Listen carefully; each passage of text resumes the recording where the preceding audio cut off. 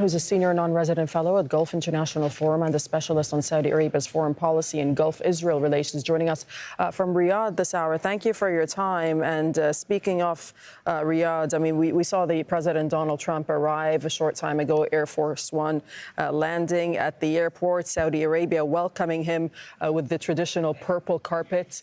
Tell us what you'll be looking out for from this trip. Well, firstly, thank you very much for having me. I think some of the things that I will be looking for is basically the framework of some of the security deals that you and others are looking at as well.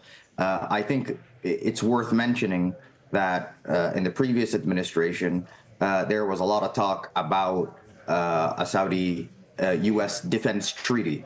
And I am now wondering whether or not we will see some sort of deal that protects this sort of momentum and development on the Saudi Biden agreement that took place there. So, of course, it won't be a treaty, but we will see whether or not there will be some sort of framework that protects the progress that was the negotiative progress that was made before. So are you talking about some sort of defense and trade pact? I think some sort of defense pact, but I won't say it's not a treaty. We won't see a treaty because a treaty requires 67 votes in the Senate. And the Saudis know that they cannot, the political landscape in both the United States and in Israel and Palestine are not ripe for any kind of treaty that brings about 67 votes. So I'm wondering whether or not they're going to try to get some sort of deal that could then be elevated in the future later on. This is one thing that I'm looking at. However, I think it is a great deal of economic. There's a lot of economic themes on for this visit. They're going to really focus a lot on the development of tech, the nuclear question. And that's the thing that I'm going to be really focusing on as much as I can. Right. And speaking of that, I mean, the Saudis were keen on for the U.S.'s help in developing a civilian nuclear program. Will the Saudis get that help this time around? Yeah, well, they will most likely reach a deal on the nuclear question. They will have that.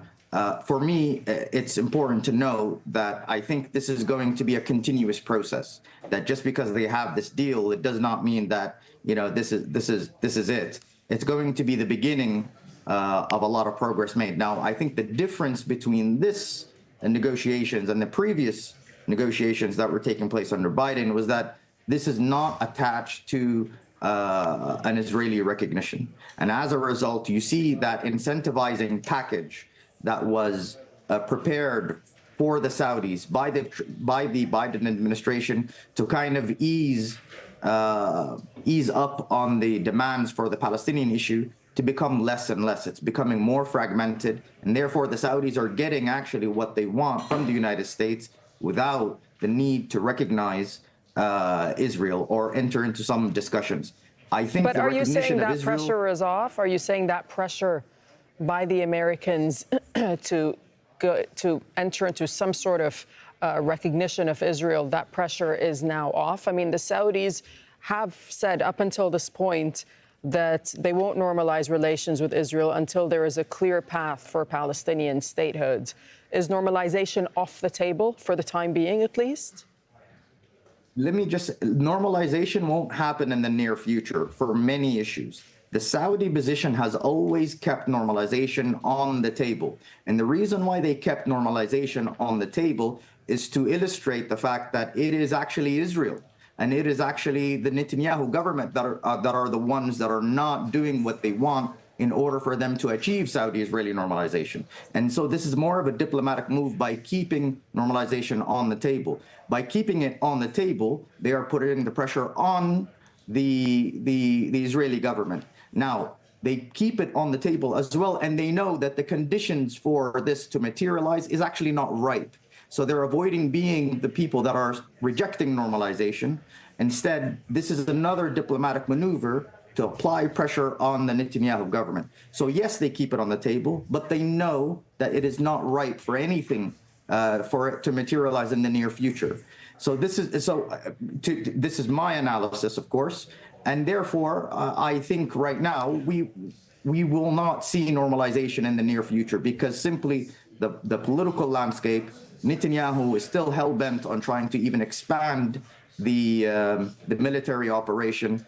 And so the Saudis know that this is not something that could come about easily. And as you rightfully mentioned, the Saudis now need tangible steps and tangible concessions towards a Palestinian state, if not a Palestinian state itself. So I think it's very difficult to see normalization take place now in the near future.